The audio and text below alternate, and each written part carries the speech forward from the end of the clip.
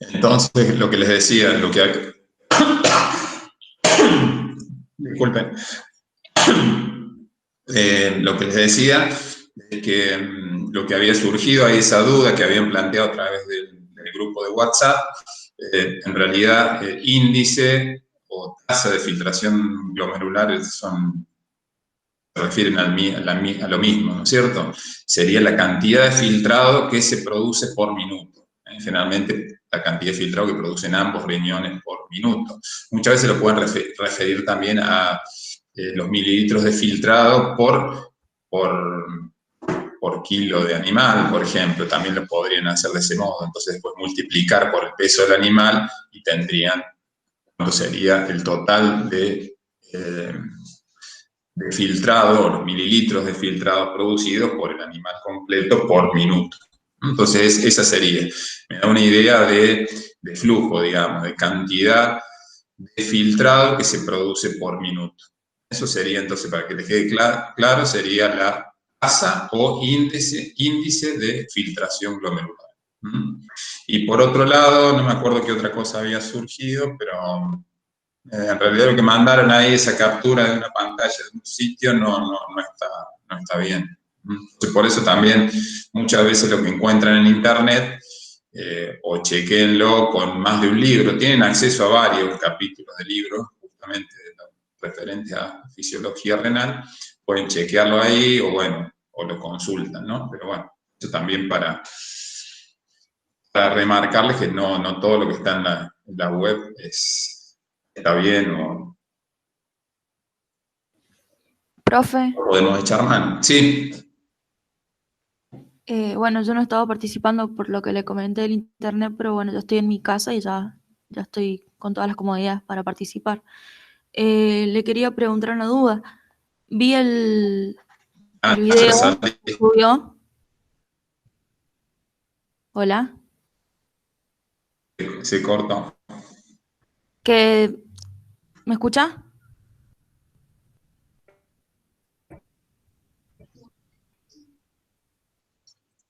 Sí, ahora sí. Que vi ¿Qué viste? el video que subió el último, estuve viendo ayer, y usted en el ejercicio F Sí. se corta, no sé, no lo explica. O sea, dice que va a poner la pava y que vuelve y que lo cortó y después aparecieron con otra pregunta, ya me perdí.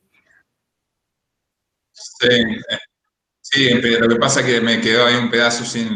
Sí, lo puse a grabar más tarde y me quedó Sí, un quería saber rato si fuera. después me podés sacar la duda de ese ¿Tenés, ejercicio. ¿Tienes alguna duda respecto a eso? Sí, no sé cómo plantearlo. Eh, bueno, dejémoslo ahí. Yo no me acuerdo exactamente cuál había sido el planteo. Porque hablaba de la fracción de filtración, o sea, ese es otro concepto que tienen que Sí, conocer, ¿no es cierto? sí, ¿Mm? pero tenía que resolverlo. Y usted da la fracción de filtración 600 mililitros y el hematocrito, pero no sé cómo sacarlo.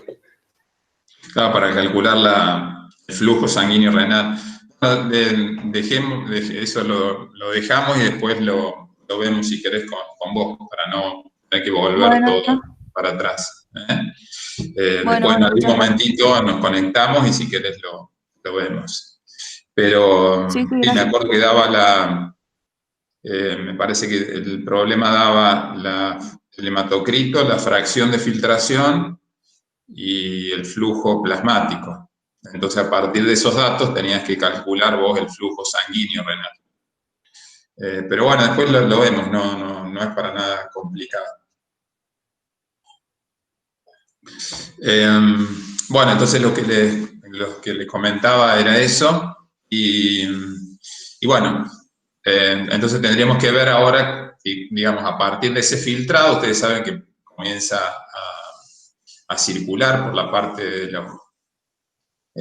tubular, ¿no es cierto?, de la nefrona, y vamos a ir viendo qué cambios va sufriendo ese filtrado. Y en cada uno de los segmentos, básicamente. Y había quedado planteada la clase anterior, que habíamos visto, ahora les voy a compartir Esperen un segundito, voy a compartir la pantalla.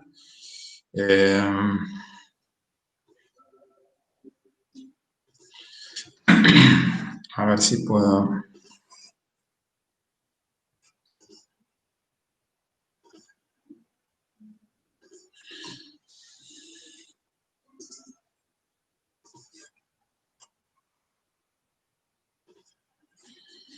Bueno, ¿me pueden decir si están viendo la pantalla? Sí, profe, sí se ve. Bien. Bueno, bárbaro. Entonces esto es lo que habíamos planteado y yo se los había dejado como inquietud, ¿no es cierto? Básicamente lo que ustedes pueden ver en este gráfico es que a medida que va aumentando la presión, esto sería la presión arterial media, ¿no es cierto? En milímetros de mercurio, lo que está representado en el eje horizontal. Ustedes saben que más o menos la presión media andaría alrededor de unos 90 milímetros de mercurio. O sea que estaríamos acá estaríamos en lo que sería una presión de un animal, la presión normal, ¿no es cierto? Y ustedes pueden ver que la presión puede bajar bastante, puede bajar la presión media, puede bajar hasta 70 o puede aumentar hasta casi 210 milímetros de mercurio, lo cual es mucho. Y a pesar de que hay un cambio en la presión arterial, vemos que la tasa de filtrado glomerular o la filtración glomerular, como dice acá, y el flujo sanguíneo renal se mantienen constantes, ¿no es cierto? A pesar de estos cambios importantes en la presión arterial, ustedes se imaginan que eso se va a ver, se ve también reflejado en ¿se acuerdan cuando vimos justamente de qué factores dependía la tasa? No lo tengo acá, por eso no se los muestro. ¿Se acuerdan cuando vimos de qué factores dependía la tasa de filtrado glomerular? Había un coeficiente de filtración y la presión efectiva de filtración, o presión neta. Esa era otra cosa que había surgido hoy, ahí me preguntaban en el WhatsApp si era lo mismo, ¿no es cierto? La presión efectiva de filtración es lo mismo que la presión neta de filtración. ¿Recuerdan que eran los milímetros de mercurio que hacen que se mueva el líquido desde los capilares hacia la cápsula de bomba, ¿no es cierto? Es decir, que se produzca ese filtrado. Y habíamos hablado que era más o menos de 10 milímetros de mercurio. Ustedes imaginan que si me aumenta la presión arterial sistémica, que sería lo que está representado acá en este gráfico, también concomitantemente me aumentaría la presión, o por lo menos eso uno esperaría, me aumente la presión hidrostática intraglomerular, ¿no es cierto? Eso, digamos, es lo que uno esperaría. Sin embargo, a pesar de que esos cambios, vemos que el riñón tiene algún mecanismo o algunos mecanismos que permiten mantener la tasa de filtrado glomerular.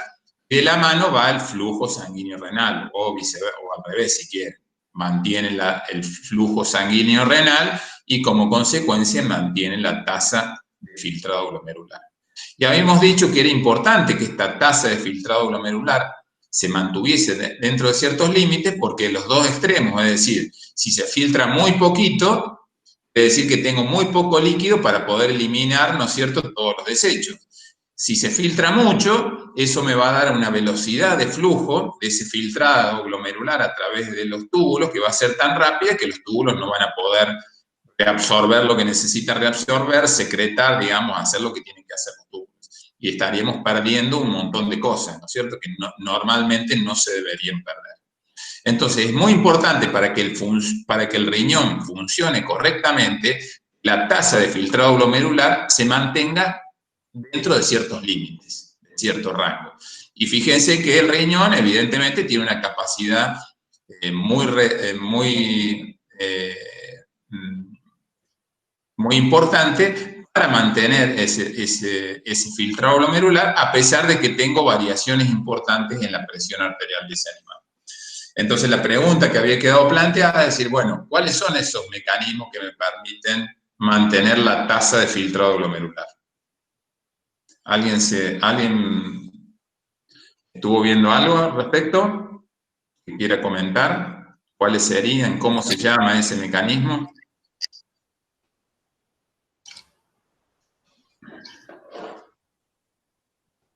Los escucho. A ver.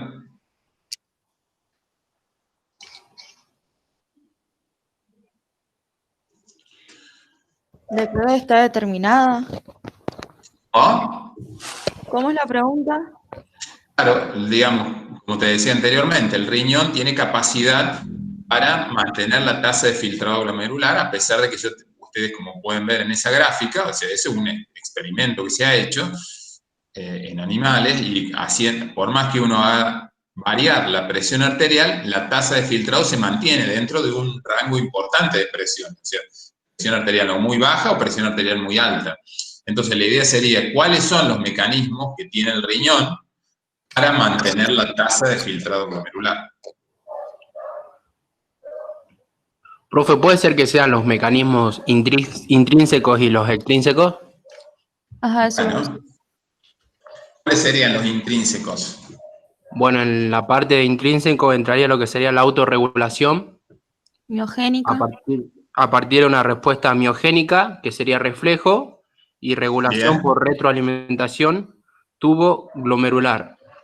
Túbulo glomerular. Exactamente. Claro, fíjense, esos son mecanismos intrínsecos, ¿no? Son propios del riñón, es decir, que no necesitan nada. Es lo mismo que cuando hablábamos del corazón, ¿se acuerdan que hablábamos de la regulación intrínseca? Decíamos, bueno, el corazón son mecanismos propios del tejido cardíaco y no necesita ninguna influencia externa para que esos cambios se produzcan o esas adaptaciones o esas respuestas.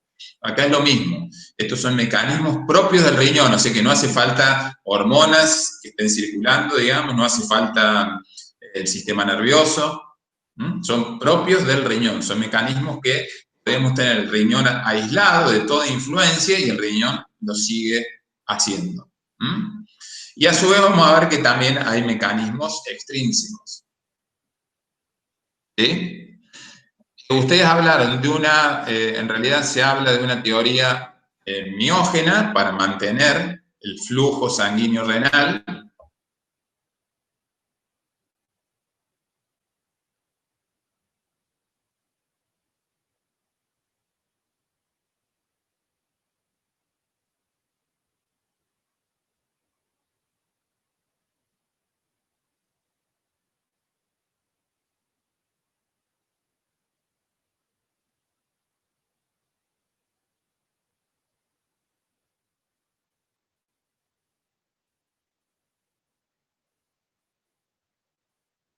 Si aumenta la presión, me corto.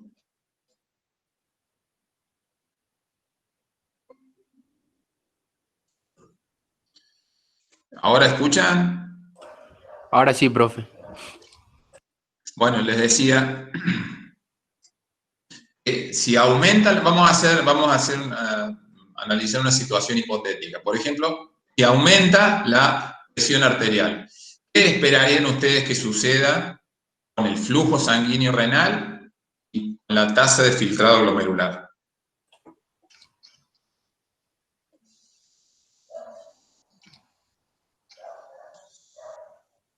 Así de manera intuitiva, digamos, ¿qué pensarían? Que aumente, profe. Aumenten, ¿no? Bien. Entonces, ¿cuál debería ser el riñón tiene que tener mecanismos para mantenerla, ¿no? Al flujo sanguíneo y a la tasa de filtrado. Entonces, ¿cuál debería ser la respuesta de las arteriolas renales, fundamentalmente la arteriola aferente, ¿no es cierto? Que es la que alimenta al ovillo de capilares glomerulares. ¿Cuál debería ser la respuesta de esa arteria? Para tratar de mantener, si me aumenta el flujo, ¿qué debería hacer para mantenerlo? Y, profe, tendría que haber una vasodilatación. Vasoconstricción, exactamente. Entonces, eso es lo que está sucediendo, lo que estaría causando este aumento de la presión, ¿no es cierto? El aumento de la presión en realidad lo que hace es me distiende las paredes de las arteriolas aferentes, eso hace que se libere calcio, y el calcio hace que el músculo liso de la arteriola se contraiga. Y de ese modo tiende a mantenerme el flujo sanguíneo renal y por ende la tasa de filtrado glomerular.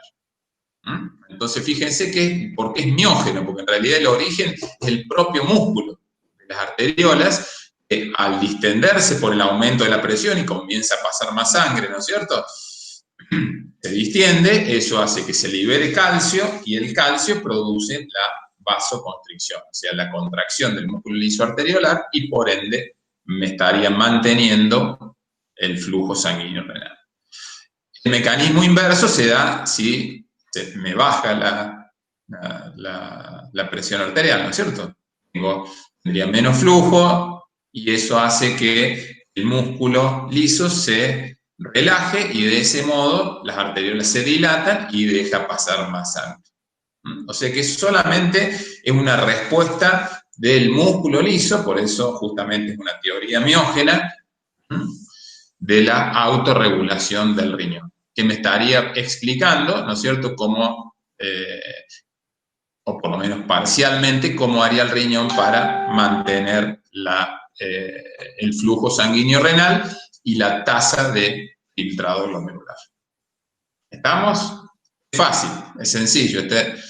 Es una respuesta solamente del músculo liso mediada por calcio, ¿no es cierto? O sea, la distensión hace que se libere calcio, que aumente la concentración del calcio intracitoplasmático de las células del músculo liso, y eso se imagina que justamente la contracción del músculo requiere calcio. Entonces, al haber más calcio disponible, eso hace que el músculo liso se contraiga. ¿Ah? ¿Se entiende? Fácil. Ahora tendríamos que ver, entonces esa sería la teoría miógena, ¿no es cierto?, que había mencionado.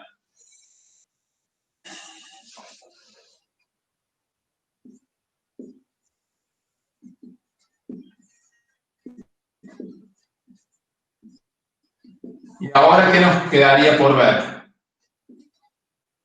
Mecanismo de retroalimentación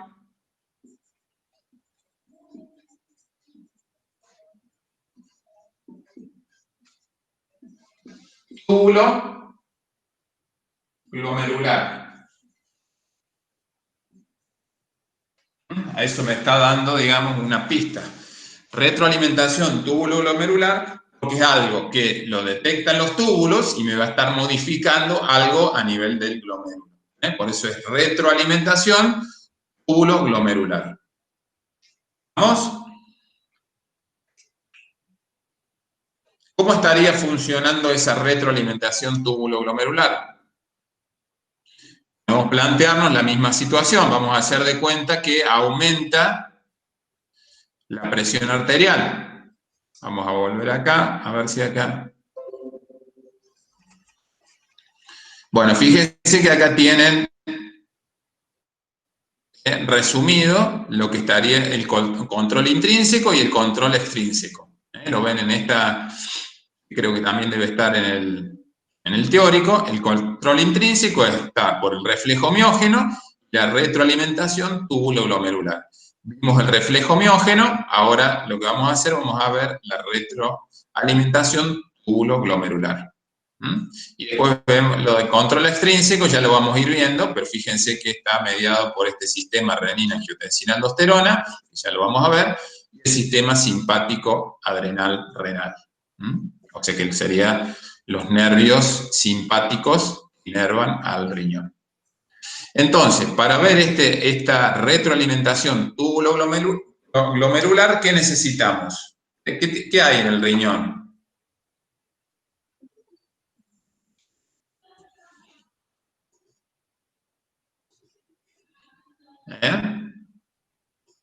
Necesitamos lo que ustedes habrán visto en histología, que es el aparato juxtaglomerular, ¿no?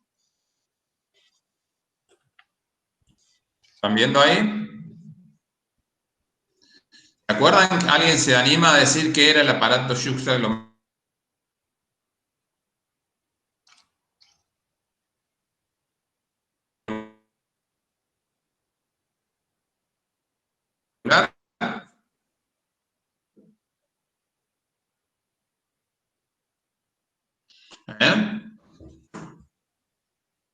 estaba formado el aparato yuxtaglomerular? Bueno, profe, está compuesto por células epiteliales del túbulo distal, que estas son las denominadas de la mácula densa, y de células mioepiteliales, que estas son de la arteriola aferente. Bien. ¿Y estas que están acá en color verde?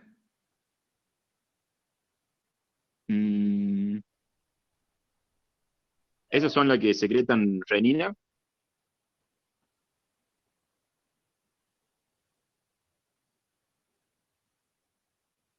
Estas son las células yuxtaglomerulares, son estas que están acá, en la arteriola aferente, y también hay un poco en la arteriola eferente.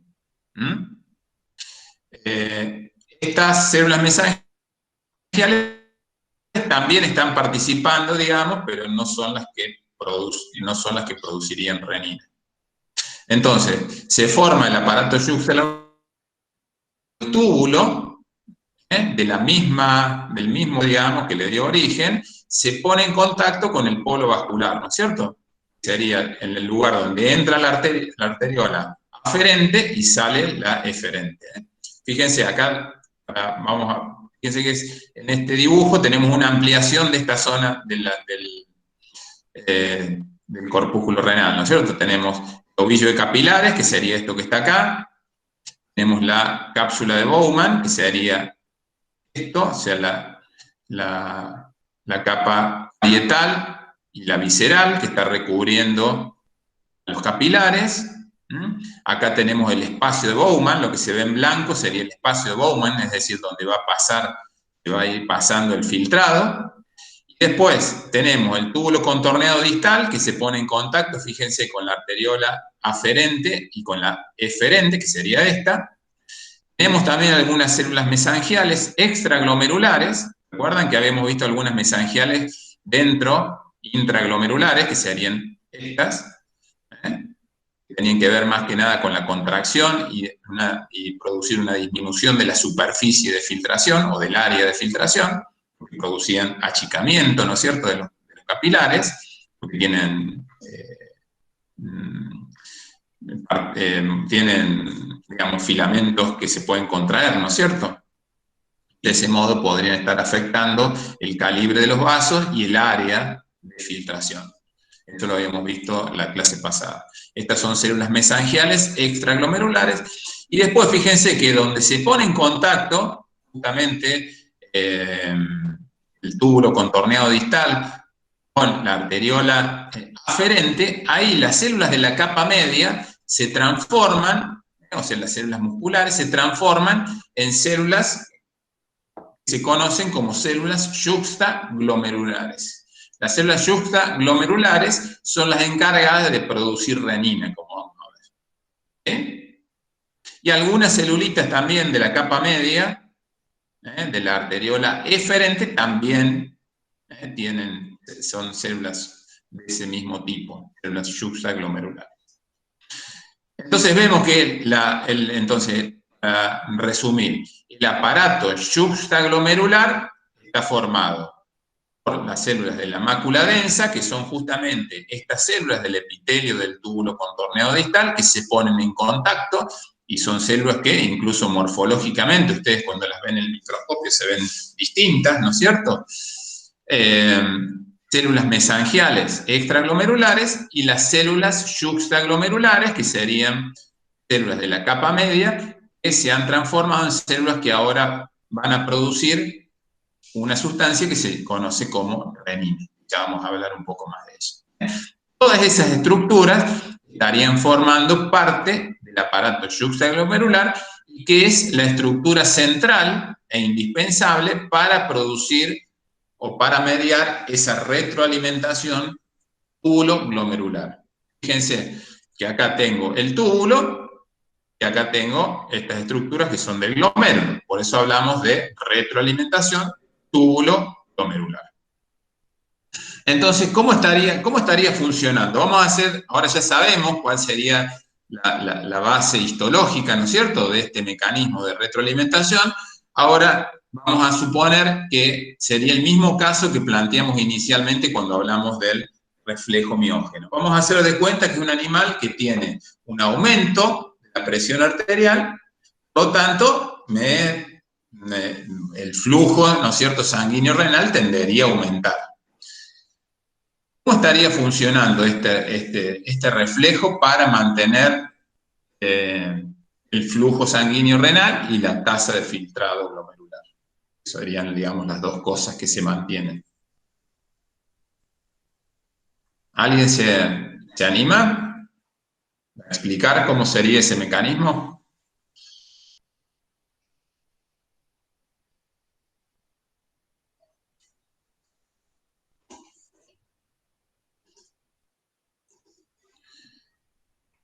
A ver si hay alguno que, profe, repetir.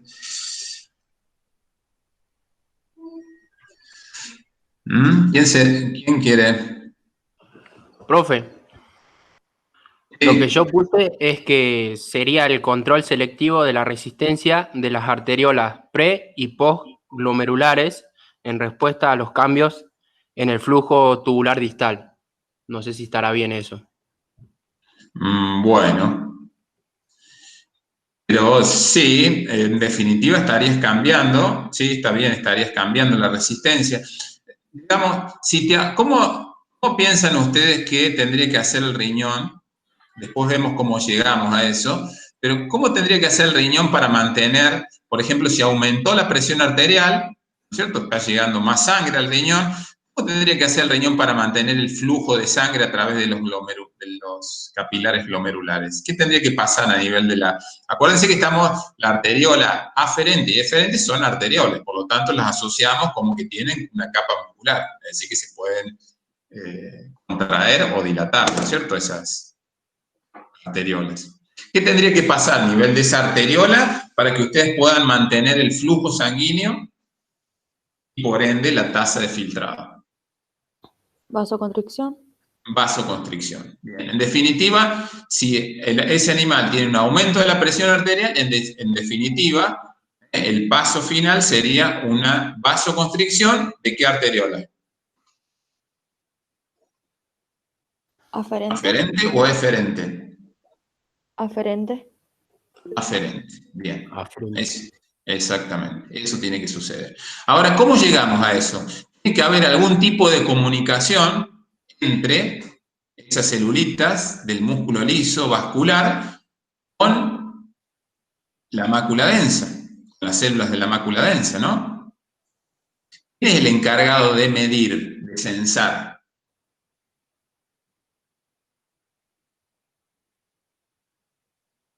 Justamente son las células de la mácula densa. ¿No? Entonces, ¿y qué van a estar midiendo estas células de la mácula densa? Justamente la cantidad de sodio que llega a esta zona del túbulo contorneado distal. ¿Qué sucederá si aumenta la presión? Me aumenta el filtrado.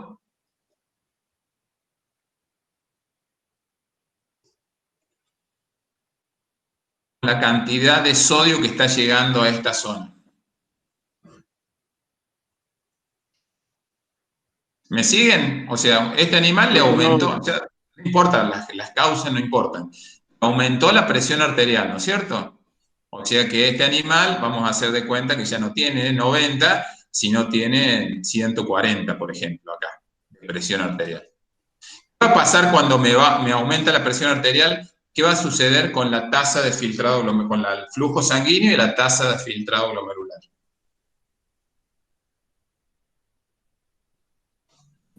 Baja. ¿Por qué baja? Si me aumenta. Ah, perdón. Aumenta. Aumenta. Si me aumenta la tasa de filtrado, ¿cómo será la cantidad de sodio que llega a esta zona?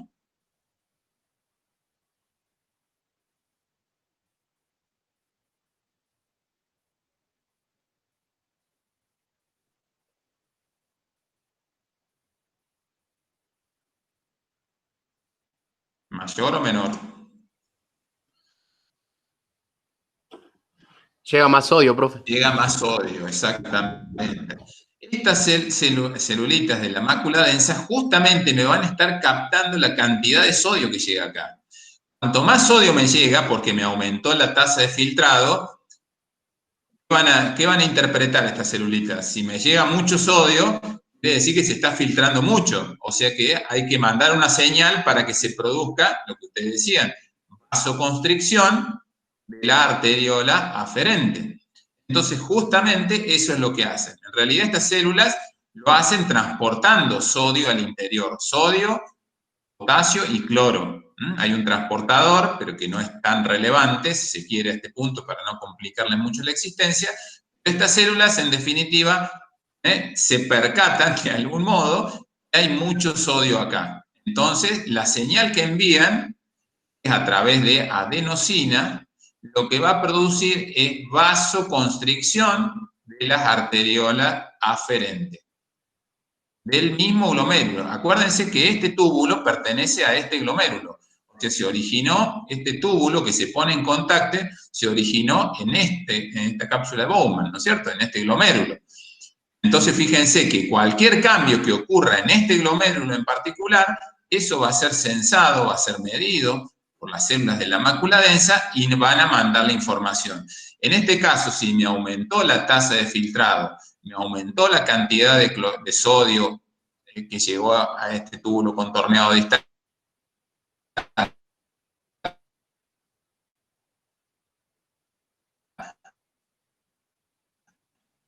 lo que hace falta es reducir la tasa de filtrado arteriola aferente. Al mismo tiempo, yo se los digo ahora, ya después se van a dar cuenta por qué renina a este nivel. ¿Estamos? Entonces, ese sería lo que estaría sucediendo cuando me aumenta la tasa de filtrado glomerular. ¿Claro? Entonces, de ese modo, al producir vasoconstricción de la arteriola aferente, eso me va a volver a lo normal la tasa de filtrado glomerular. Entonces, esto va a cambiar muy poquito. El mediador de esa respuesta es la adenosina. Después esto se lo voy a dar, si quieren un poco más popular, pero solamente si tienen curiosidad, lo pueden ver en esta transparencia. Fíjense, esta sería una célula de la mácula densa. En este esquema tenemos, esta sería la luz del túbulo, esta es una célula de la mácula densa, estas son las células mesangiales y estas son las células del músculo liso arteriolar.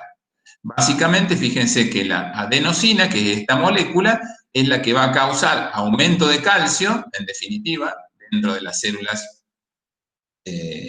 músculo liso arteriolar, y eso va a hacer que se produzca vasoconstricción.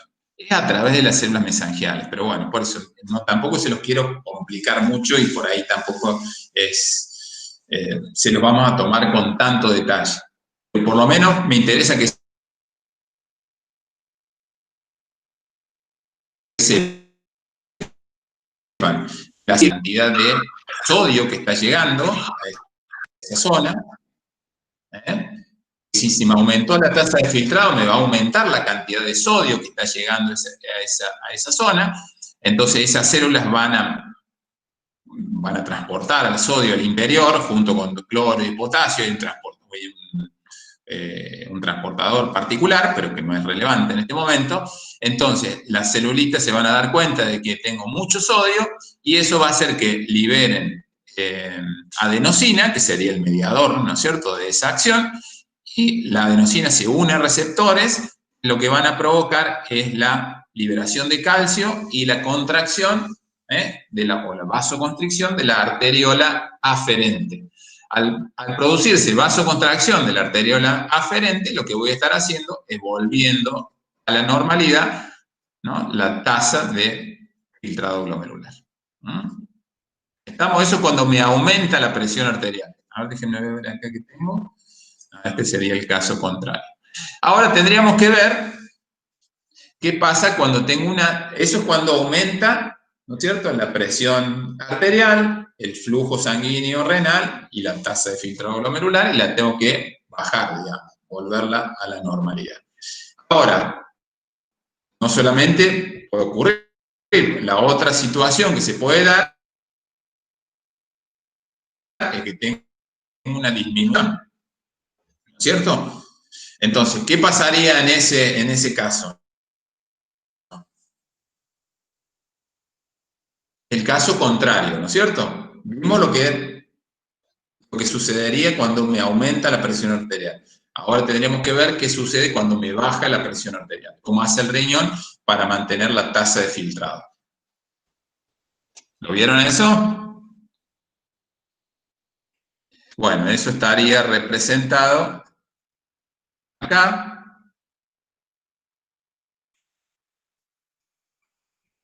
Esperen que... Bueno, eso estaría, bueno, en este dibujo, ven a la izquierda, estarían viendo lo que habíamos hablado, que era el aparato yuxtaglomerular, formado por la mácula densa. Ahí no están dibujadas las células mesangiales y las células yuxtaglomerulares. Células yuxtaglomerulares hay tanto en la arteriola aferente, que hay más cantidad, son más numerosas, que en la arteriola eferente, ¿no es cierto? Pero también hay algo en la eferente. Y acá, fíjense, del lado izquierdo, en este diagrama, tienen cómo se daría la cascada de sucesos, ¿no es cierto?, ante una disminución de la presión arterial. Fíjense que baja la presión arterial, vayan bajando en las flechitas, vamos a ir bajando, baja la presión arterial, baja la presión hidrostática glomerular, baja la tasa de filtrado, baja el filtrado glomerular, baja la cantidad de cloruro de sodio que llega a la mácula densa. ¿Se acuerdan que dijimos que la mácula densa estaría justamente midiendo la cantidad de sodio que llega? Entonces, al disminuir, lo que va a hacer, me va a liberar renina, las células yuxtaglomerulares liberan renina, la renina va a actuar sobre angiotensina 2, o va a inducir, mejor dicho, la producción de angiotensina 2, y la angiotensina 2 lo que va a hacer es aumentarme la resistencia de la arteriola eferente. O sea que voy a tener una constricción, una vasoconstricción de la arteriola eferente. ¿Sí? Y por otro lado, también va a inducir una vasodilatación de la arteriola aferente. O sea que cuando me cae la presión arterial estaríamos actuando a dos niveles. Una vasoconstricción de la eferente y una vasodilatación de la arteriola aferente. Eso me llevaría a que se normalice la presión hidrostática glomerular y de ese modo corregimos el filtrado glomerular. Toda esta producción de angiotensina 2 es dentro del riñón, o sea, no hace falta nada que venga de afuera. El riñón tiene capacidad de producir su propia angiotensina, llamémosle. Si bien puede haber angiotensina circulando, el riñón, eso también esto es intrínseco, es propio del riñón, porque el riñón es capaz de producir su propia angiotensina 2. El riñón solo, sin necesidad del resto de cosas que ya vamos a ver un ratito cuando este fenómeno se hace sistémico, ¿no es cierto? Acá estamos hablando solamente del riñón, del mecanismo intrínseco, propio del riñón. Así que no hace falta nada, no hace falta el angiotensinógeno que proviene del hígado, no hace falta que el angiotensina 1 pase por los pulmones para convertirse en angiotensina 2. O sea, esta es una angiotensina que, digamos, se produce dentro del riñón. O sea, el riñón tiene toda la maquinaria enzimática como para generar angiotensina 2. ¿Se dan cuenta lo que está sucediendo?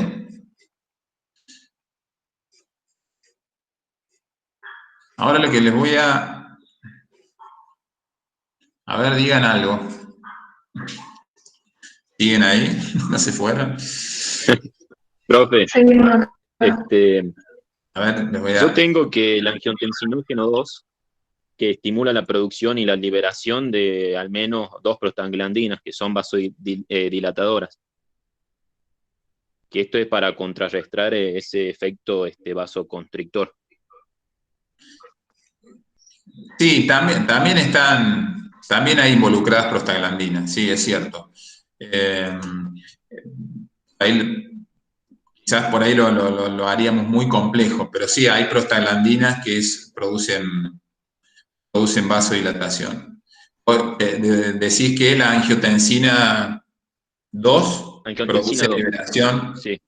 o sea que podrías estar explicando esta parte de la vasodilatación de la arteriola aferente. Claro. Está bien. Sí, Está bien. los nombres que tengo es prostaglandina E2 y E2 prostaglandina I2. y 2, sí. Esas dos son vasodilatadoras en el riñón. Sí. Y también está involucrado el óxido nítrico. Lo que pasa es que todos estos mecanismos Claro, sí, renales... eso también lo tengo, pero como la regulación a partir del endotelio vascular. Claro, está bien. Sí, porque el óxido nítrico lo produce el endotelio vascular. Acordate cuando vimos ejercicio, las arteriolas musculares, ¿no es cierto?, aumentan la producción de óxido nítrico y eso te produce vasodilatación arteriolar, justamente en las arteriolas que están abasteciendo al músculo, ¿no es cierto? O sea que es bastante complejo todo este mecanismo. Pero es cierto que están involucradas esas prostaglandinas, la E2 y la I2, que son vasodilatadoras, y el óxido nítrico. Y aparentemente la angiotensina 2 sería responsable de producir ese aumento de la resistencia de la arteriola eferente.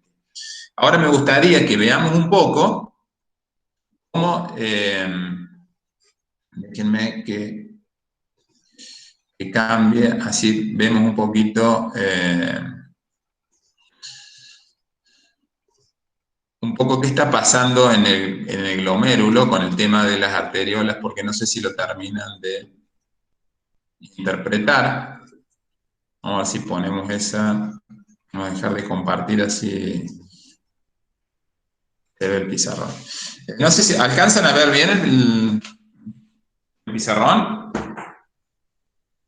Sí, sí. Bueno, vamos a discutir un poco qué estaría pasando o qué podríamos, digamos, de qué manera podríamos hacer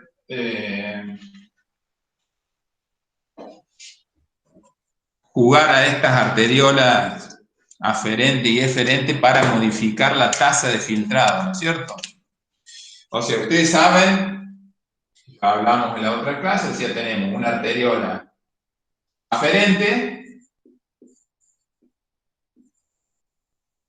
luego tenemos el ovillo de capilares, que acá no lo vamos a dibujar en detalle, pero bueno, así, y acá tenemos una arteriola eferente, ¿no es cierto? Dijimos que las dos tienen músculo, o sea que las dos tienen capacidad de contraerse o dilatarse. Evidentemente que de acuerdo a cómo sea, ¿no es cierto?, el estado de contracción del músculo liso, de la arteriola aferente y el eferente, me va a estar haciendo modificar qué variable dentro de acá, dentro de los capilares glomerulares. ¿Qué fuerza teníamos? Bueno, acá teníamos, ¿se acuerdan que teníamos acá? Tenemos la cápsula de Bowman, ¿no? Y los túbulos. ¿Se acuerdan que habíamos hablado de una serie de presiones acá? ¿Qué presiones habíamos? Una presión hidrostática intraglomerular. Acá que había una presión hidrostática de la cápsula de Bowman. ¿Y qué más había acá? La presión. Presión oncótica. Presión oncótica, bien. Ahora la presión oncótica no nos interesa en realidad, ¿eh? Lo que estaríamos modificando cuando variamos la contracción del músculo liso de la arteriola aferente y eferente es la presión hidrostática. En definitiva, esto también depende de la presión. Si me aumenta la presión arterial del animal, me va a estar aumentando la presión hidrostática. Creo que son lo mismo, en definitiva. Entonces, tenemos acá la presión hidrostática. Ahora vamos a ver qué pasa. En el primer ejemplo, el que hablamos, dijimos, aumenta la presión arterial. ¿No? dijimos que tenía que ocurrir con, o sea, si me aumentó la presión arterial, me va a aumentar la presión hidrostática acá, ¿no? Eso va a hacer que se produzca más filtrado, o sea que la tasa de filtrado glomerular me va a aumentar. Dijimos que eso hacía que llegara más sodio. ¿A dónde? ¿Quién era el que medía? La mácula densa me va a captar ese sodio. Y esa mácula densa, ¿qué va a hacer sobre estas celulinas? A través de adenosina.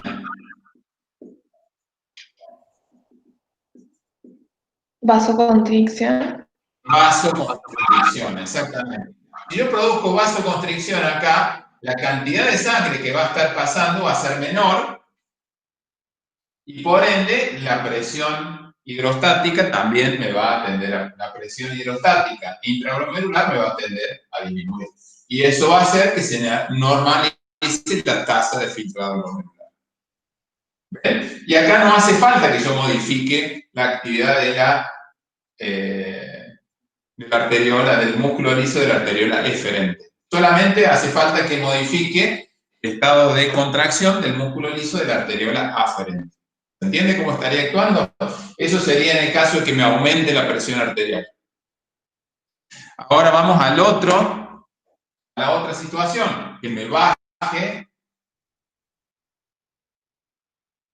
la presión arterial. ¿Cuándo me podría bajar la presión arterial?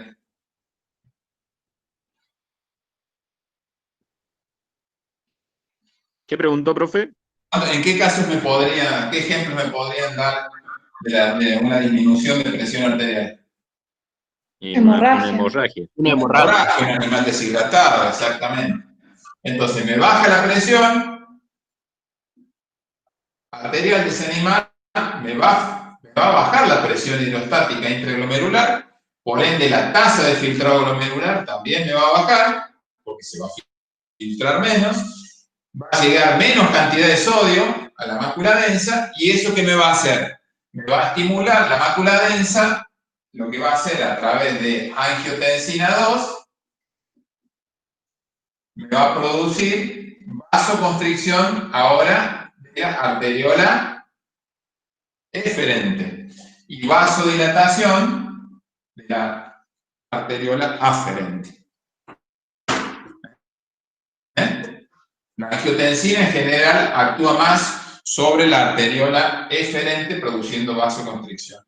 Entonces fíjense, me produce vasodilatación en la arteriola aferente, o sea que va a pasar más sangre, pero a su vez acá hay más resistencia a la salida. Entonces, ¿qué va a pasar con la presión hidrostática intraglomerular que había caído? Se va a tender a normalizar, va a tender a aumentar. Y eso me va a volver la tasa de filtración glomerular a la normalidad. Profe, no sé si soy yo. ¿Se entiende cómo estaría funcionando? ¿Entienden por qué aumenta la presión si yo produzco vasoconstricción en la arteriola eferente? Se escucha Sí. que no se escucha cortado. Y no lo llego a escuchar bien. A ver, espérenme un segundito.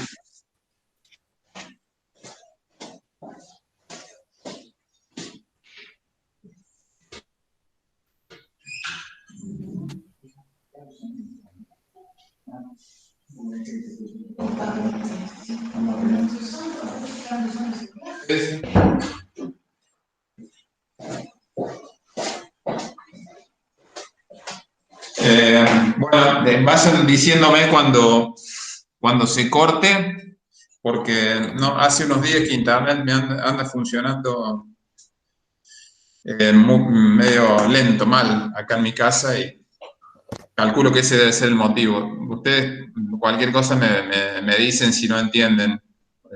Profe, Sí. no se ve nada del pizarrón. ¿Puede explicarlo desde que disminuye el sodio, lo capta la mácula densa y ahí, o sea, la angiotensina es la que actúa para hacer vasodilatación? A ver, te muestro.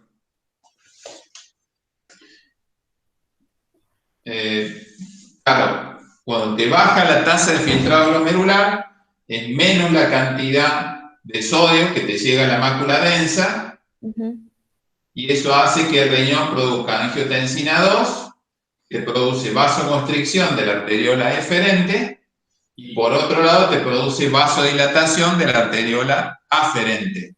Eso mediado por los mediadores, por las prostaglandinas, que comentaba recién. ¿Quién era? ¿Ángel? ¿No? ¿Quién era? Sí, exactamente.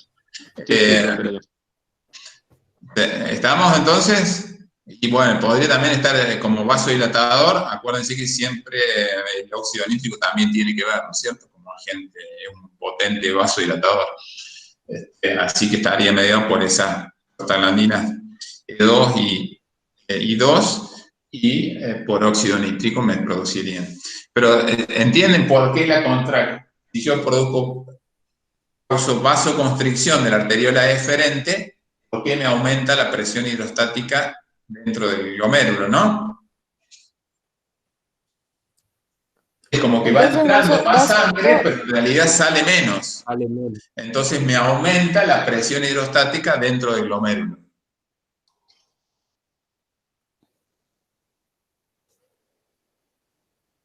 ¿Entienden? vasodilatación en la arteria eferente y vasoconstricción en la aferente.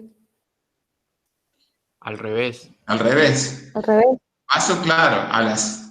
Vos imaginate, pensá una cosa. ¿Alguna vez regaste las plantas? Sí, ¿Una manguera? sí, ¿La manguera tiene alguna rotura en algún lado? Esas, ¿viste que tienen esas endijitas que por ahí sale un chorrito? sí. ¿Qué pasa cuando vos le pones el dedo a la manguera y la tendés a cerrar? ¿Qué pasa con Presión. la pinchadura esa que tiene? ¿Sale más o menos agua? Menos. No, si vos le pones el dedo, digamos, a lo largo de la manguera tiene una pinchadura. Vos estás en la punta de la manguera y con el dedo le tapas un poco la salida. Sí, sí. ¿Qué pasa con la pérdida esa? Sale más agua. Sale más, ¿no es cierto? ¿Por qué? Porque aumentó la presión dentro de la manguera. Acá es lo mismo, vos estás produciendo vasoconstricción en la salida, sería la arteriola eferente, entonces eso hace que se filtre más porque te aumenta la presión dentro del glomérulo. Sí. Sí, sí. Bueno, entonces eso es lo que estaría sucediendo. Eso sería el mecanismo de retroalimentación túbulo-glomerular. Túbulo porque es, como les había dicho hace un rato, es la mácula densa, ¿no es cierto?, que está en el túbulo contorneo distal, es la encargada de medir, y la respuesta está mediada por el glomérulo, ¿no es cierto? Me estaría haciendo modificar algo en el glomérulo para mantener la tasa de filtrado glomerular. Por eso hablamos de retroalimentación túbulo-glomerular. Y les aclaro bien eso porque hay otro mecanismo que tiene el riñón. Vamos a borrar acá.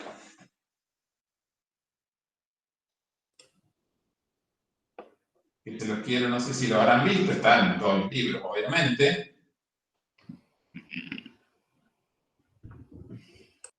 Que se llama, que por ahí ustedes también los puede llevar a confusión, que se llama balance glomérulo tubular. ¿Ven que es al revés? Es glomérulo tubular. ¿Qué es el balance glomérulo tubular? ¿Alguien sabe? El otro, ¿se acuerdan que era? Retroalimentación túbulo-glomerular. Esto es balance glomérulo tubular. ¿A qué hace referencia ese término?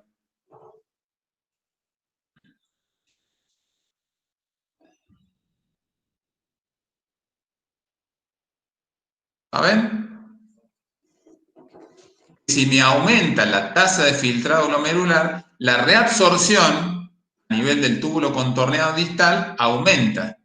O sea, ¿se acuerdan más o menos cuánto se reabsorbe a nivel del túbulo contorneado proximal?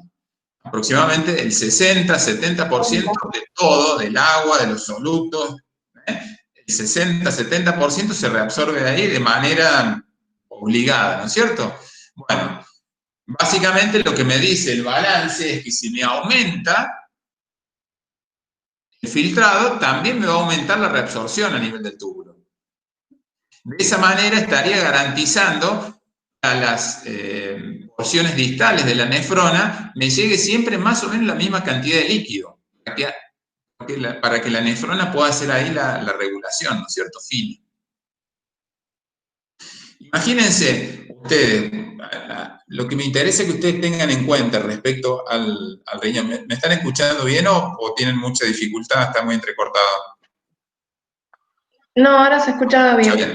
Bueno, es que en general, digamos, todo lo que ocurre en la parte proximal de la nefrona, es decir, túbulo contorneado proximal y en las primeras partes de la nefrona, es obligatorio, se da siempre, ¿no es cierto? Y la mayor cantidad se reabsorbe a ese nivel. En las partes distales de la nefrona, llamémosle túbulo contorneado distal y túbulo colector, también podremos tomar como la parte ascendente gruesa del ACDG, ahí es donde se hace el control fino, ¿no es cierto? Ahí es donde el riñón va a decidir, excreto más agua, más sodio, menos sodio, más potasio. Se produce también el control o la regulación del calcio, por ejemplo, ¿no es cierto? O sea, las partes proximales de la nefrona es como que es constitutivo, o sea, prácticamente el riñón siempre va a reabsorber toda esa cantidad. La parte de regulación fina se da en las partes distales de la nefrona. Entonces, es importante que a las partes distales de la nefrona siempre me llegue un volumen más o menos igual de líquido para que el riñón, de filtrada, ¿no es cierto?, o de orina en formación, para que el riñón pueda hacer el manejo. Lo mismo que también vamos a ver cuando veamos el equilibrio ácido-base, a ese nivel es donde se da el control fino, ¿no es cierto?, el pH de la orina y ver cuántos protones está liberando el riñón o cuántos bicarbonatos, etc. Entonces, todo el control fino del pH, de la concentración de solutos, de la eliminación de agua, se da en esas partes distales de la nefrona. En las partes proximales, yo les decía que es más constitutivo, ocurre sí o sí, está poco regulado, básicamente. Entonces, justamente el balance glomérulo-tubular, lo que estaría sucediendo, lo que se ha observado experimentalmente que sucede, es que cuando se filtra más, se reabsorbe más, ¿entendés? Ponele que se filtraron, en vez de 125 mililitros por minuto de filtrado, pasaron a 150, bueno, se va a reabsorber también más a nivel del túbulo contorneado proximal, lo cual va a hacer que a las partes distales de la nefrona le esté llegando más o menos la misma cantidad de líquido. ¿Entiendes? Se filtra más, se reabsorbe más, para mantener, ¿no es cierto?, la cantidad de líquido o de cantidad de filtrado que está llegando a las porciones finales de la nefrona, que es ahí donde el riñón, ¿no es cierto?, va a estar haciendo los ajustes finos. Lo otro es, en las partes proximales, es cuestión más que nada de absorber, digamos así, como indiscriminadamente, ¿no es cierto? De hecho, a nivel del túbulo contorneado proximal, ustedes habrán visto que entre el 60 y 70% de todo se reabsorbe, de sodio, de cloro, de potasio. La glucosa, vamos a ver que se reabsorbe totalmente, de aminoácidos, gran cantidad de bicarbonato y otros aniones, citrato. ¿Sí? Entonces, esa es un poco la idea. Es importante que a las partes finales de la nefrona no llegue gran cantidad de líquido o muy poquita cantidad, porque el riñón no va a poder hacer estos ajustes. Porque, se imagina, si pasa demasiado rápido a través de los túbulos, el riñón no va a tener tiempo de reabsorber lo que tenga que reabsorber o secretar lo que tenga que secretar. Entonces, básicamente esa es la idea. Entonces, a través de este balance glomérulo-tubular y de la retroalimentación túbulo glomerular, el riñón de algún modo estaría garantizando que las partes finales de la nefrona estén llegando siempre más o menos la misma cantidad de filtrado. Esa es un poco la idea. ¿Entienden cómo estaría funcionando el balance? No se conocen bien los mecanismos, digamos, íntimos para explicar cuál sería, ¿no es cierto?, como para explicar este fenómeno del balance glomérulo-tubular. ¿Estamos? Pero básicamente es eso. Si me aumenta el filtrado, me aumenta en la misma proporción la reabsorción. Entonces, si me aumenta el filtrado y me aumenta la reabsorción, yo en definitiva, al final del túbulo contorneo proximal voy a tener la misma cantidad aproximada de fluido que va a estar pasando. Esa es la idea. Por ejemplo, si se filtra un 70%, va a pasar al final del tubo también un 70%, ¿eso es lo que más o menos quiero explicar?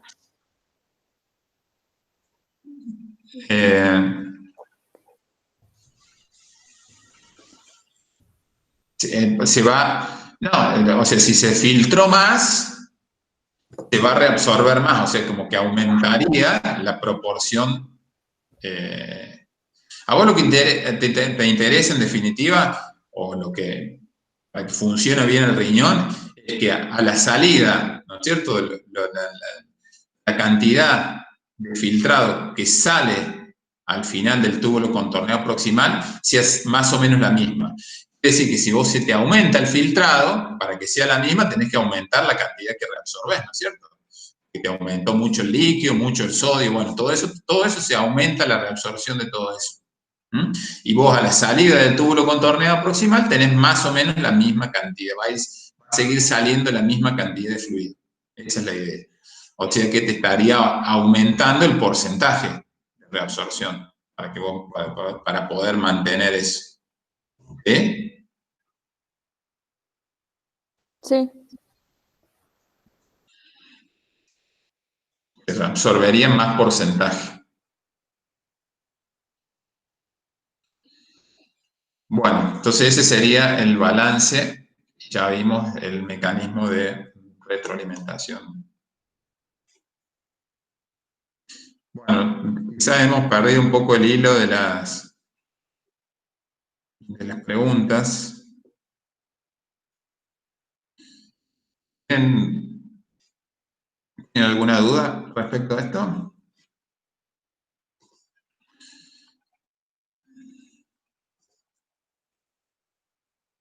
¿Qué decís que no se ve la pizarra, que no la tenés muy pixelada?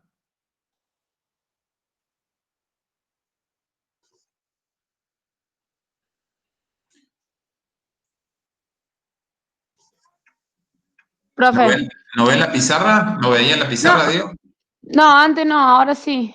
Bueno, entonces sería porque la conexión está muy lenta, entonces. Sí, era cuando usted se trababa. Claro.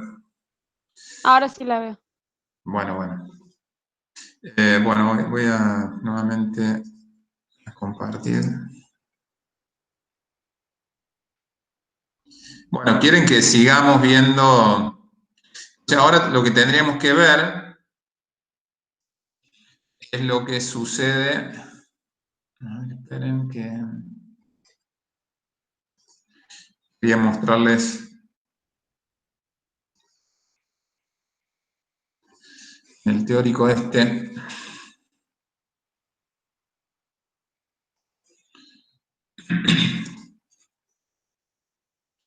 Alguna generalidad de lo que estaría sucediendo a nivel de los túbulos, para luego ya empezar a discutir un poco más en detalle.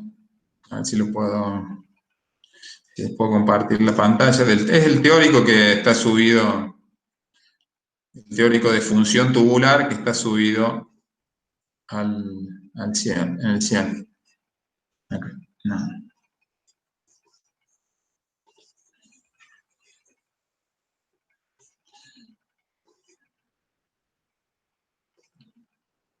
Bueno, espero que lo estén viendo.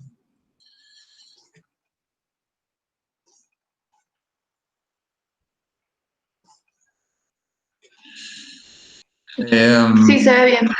Bien. Bueno, acá, no sé si lo han visto al teórico este.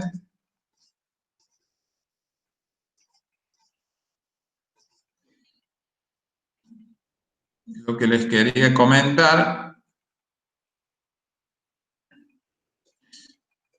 en principio esto que me parece,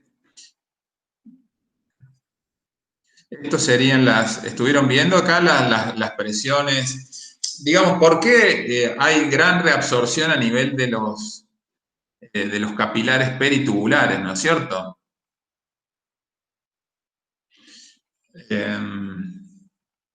¿Qué les parece que hay? ¿Cuáles son las fuerzas que han cambiado a nivel? No es que se tengan que estudiar tampoco estos números, ¿no? Pero, ¿cuáles son las características de ese lecho vascular peritubular? Digamos, está conduciendo sangre que ya pasó por el glomérulo. Entonces, ¿qué característica tiene? Disminuyó la presión hidrostática. Tiene menor presión hidrostática. En general, el lecho vascular peritubular es de baja resistencia, lo cual implica que tiene baja presión arterial, por un lado. ¿Y qué otra característica más? Consecuencia del filtrado, en definitiva. Acuérdense que cuando la sangre pasa o el plasma pasa por el glomérulo, se filtra todo menos las proteínas, ¿no es cierto? Entonces, ¿qué pasó con esas proteínas? Se aumentó la presión oncótica también. Claro, aumentó la presión oncótica porque están más concentradas, ¿no es cierto? Porque en realidad se filtró la parte líquida y los iones, sales, glucosa, aminoácidos, bueno, todo lo que puede pasar a través de la barrera de filtración, pero no pasan las proteínas, ¿no? Entonces las proteínas quedan más concentradas. Eso lleva a que haya una presión coloidosmótica o oncótica elevada en esa sangre que está circulando por los capilares peritubulares. Esas dos cosas hacen que, ¿no es cierto?, el movimiento de agua y de solutos, ¿no es cierto?, desde la luz tubular, pasando a través de las células o por los espacios que hay entre las células, se vayan movilizando, ¿no es cierto?, hacia los capilares peritubulares. Y por una diferencia osmótica y de presión hidrostática baja a nivel de los capilares. cortó.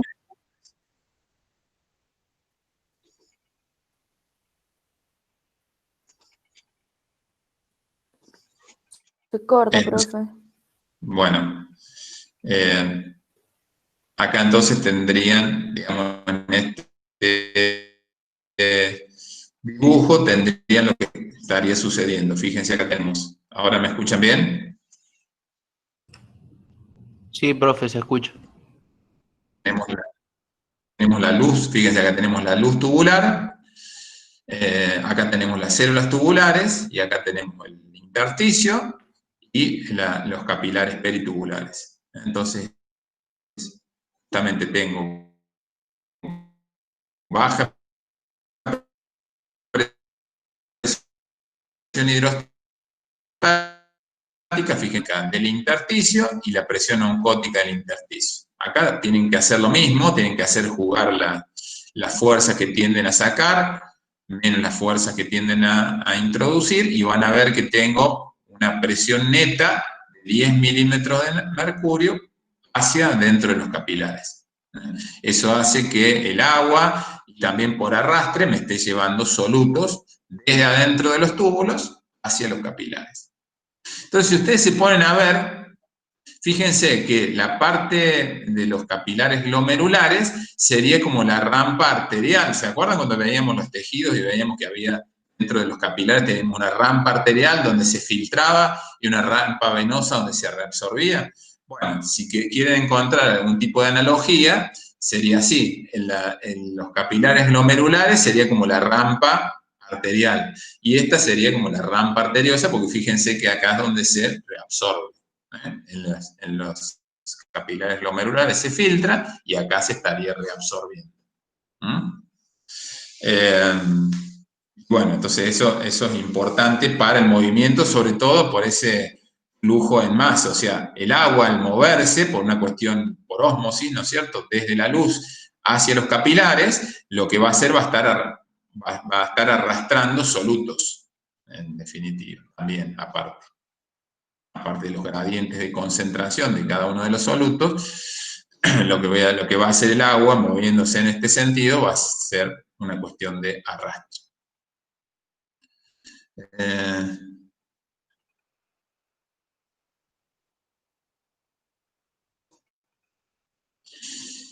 Bueno, también tenemos el proceso de secreción, que ya lo habíamos visto. Creo que acá no van a tener mucha dificultad. Creo que tenía...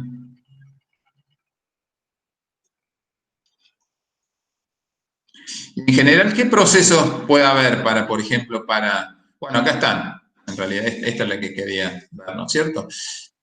En general, ahora después vamos a hablar un poco más en particular de lo que sería el túbulo contorneo proximal, pero en general, fíjense, estos serían todos los mecanismos de transporte implicados. Acá en este dibujo, fíjense que tengo la luz, ¿no es cierto?, tubular, las células epiteliales, el intersticio y los capilares peritubulares.